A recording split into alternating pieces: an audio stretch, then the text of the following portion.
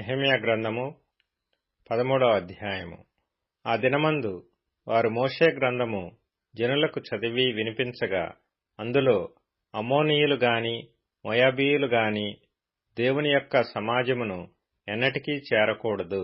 వారు అన్నపానములు తీసుకొని ఇశ్రాయేలీలకు ఎదురుపడక వారిని శపించుమని బిలామును ప్రోత్సాహపరిచిరి. అయినను మన దేవుడు ఆ శాపమును ఆశీర్వాదముగా మార్చినని వ్రాయబడినట్టు కనబడెను. కాగా జనులు ధర్మశాస్త్రమును వినినప్పుడు మిశ్ర జన సమూహమును ఇశ్రాయేలీలలో నుండి వెలివేసిరి. ఇంతకు ముందు మన దేవుని మందిరపు గది మీద నిర్ణయింపబడిన యాజకుడగు ఎల్యాషీబు టోబియాతో బంధుత్వము కలుగజేసుకొని నైవేద్యమును, సాంబ్రాణిని, పాత్రలను, గింజలలో 10వ భాగమును, క్రొత్త ద్రాక్షారసమును, లేవీయులకును గాయకులకును ద్వారపాలకులకును ఏర్పడిన నూనెను, యాజకులకు తేవలసిన ప్రతిష్ఠిత వస్తువులను పూర్వము ఉంచు స్థలమునొద్ద అతనికి ఒక గొప్ప గదిని సిద్ధము చేసి ఉండెను. ఆ సమయములో నేను యెరూషలేములో ఉండలేదు.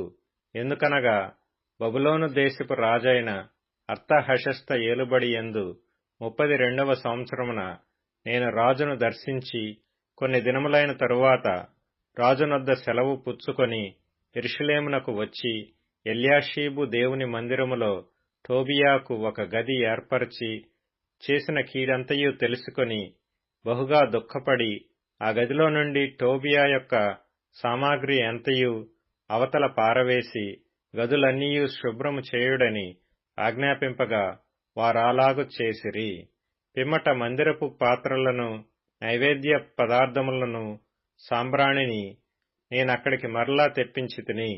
మరియు లేవీయులకు రావలసిన పాళ్లు వారికి అందకపోవుట చేత సేవచేయు లేవీయులను గాయకులను తమ పొలములకు పారిపోయిరని తెలుసుకొని నేను అధిపతులతో పోరాడి దేవుని మందిరమును ఎందుకు లక్ష్య పెట్టలేదని అడిగి వారిని సమకూర్చి తమ స్థలములలో ఉంచితిని.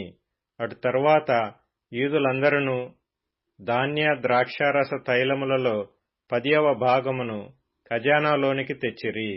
నమ్మకము గల మనుషులని పేరు పొందిన షెలెమ్యా అను యాజకుని, సాదోకు అను శాస్త్రిని, లేవీయులలో పెదాయాను ఖజానా మీద నేను కాపరులుగా నియమించితిని. వారి చేతి క్రింద మత్తన్యా కుమారుడైన జక్కూరునకు పుట్టిన హానాను నియమింపబడెను. మరియు తమ సహోదరులకు ఆహారము పంచిపెట్టు పని వారికి నియమింపబడెను. నా దేవా, ఈ విషయంలో నన్ను జ్ఞాపకముంచుకొని నా దేవుని మందిరమునకును దాని ఆచారముల జరుగుబాటునకును నేను చేసిన ఉపకారములను మరవకుండుము.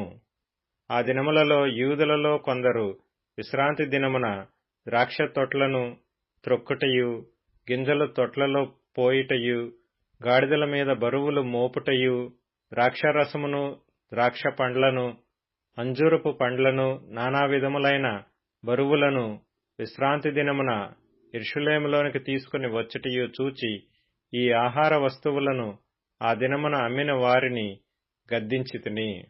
తూరు దేశస్థులను కాపురముండి యెరూషలేములోను విశ్రాంతి దినములో యూదులకును చేపలు మొదలైన నానావిధ వస్తువులను తెచ్చి అమ్ముచుండిరి. అంతట యూదుల ప్రధానులను నేనెదురాడి విశ్రాంతి దినమును నిర్లక్ష్యపెట్టి మీరెందుకు ఈ దుష్కార్యమును చేయుదురు? మీ పితరులను ఇట్లు చేసి దేవుని యొద్ద నుండి మన మీదికిని ఈ పట్టణస్థుల మీదికిని కీడు రప్పింపలేదా?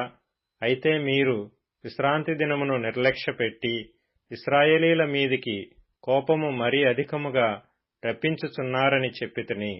మరియు విశ్రాంతి దినమునకు ముందు చీకటి పడినప్పుడు యెరూషలేము గుమ్మములను మూసివేయవలననియు, విశ్రాంతి దినము గడుచు వరకు వాటిని తీయకూడదనియు నేనాజ్ఞాపించితిని.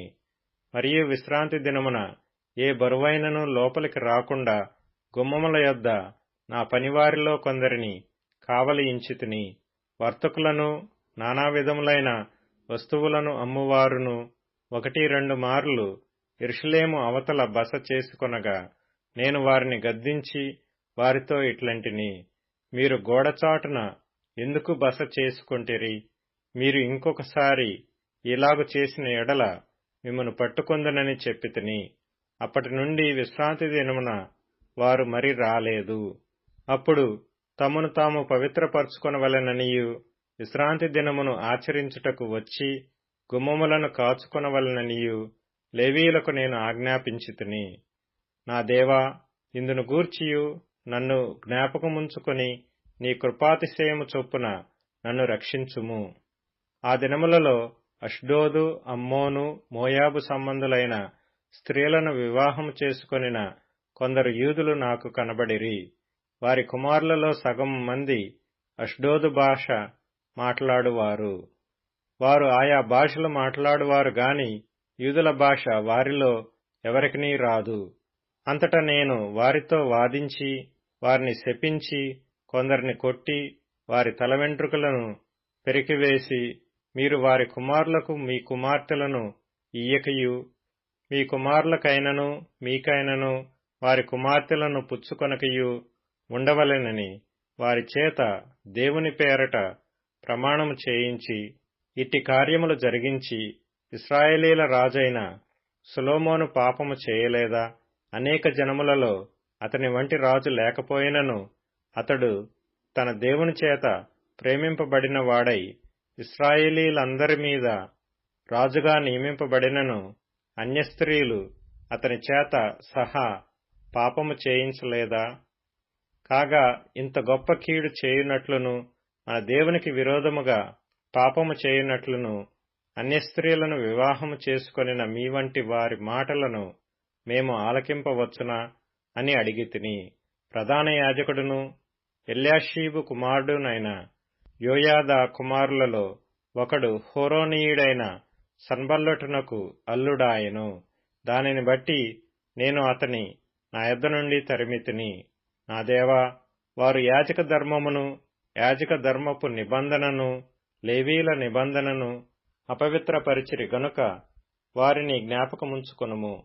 ఇలాగున వారు ఏ పరదేశులలోనూ కలియకుండా వారిని పవిత్రపరచి ప్రతి యాజకుడును ప్రతి లేవీయుడును విధి ప్రకారముగా సేవ చేయునట్లు నియమించితిని. మరియు కావలసి వచ్చినప్పుడెల్లా కట్టెల అర్పణను ప్రథమ ఫలములను తీసుకొని వచ్చున్నట్లుగా నేను నియమించితిని. నా దేవా, మేలుకై నన్ను జ్ఞాపకముంచుకొనుము.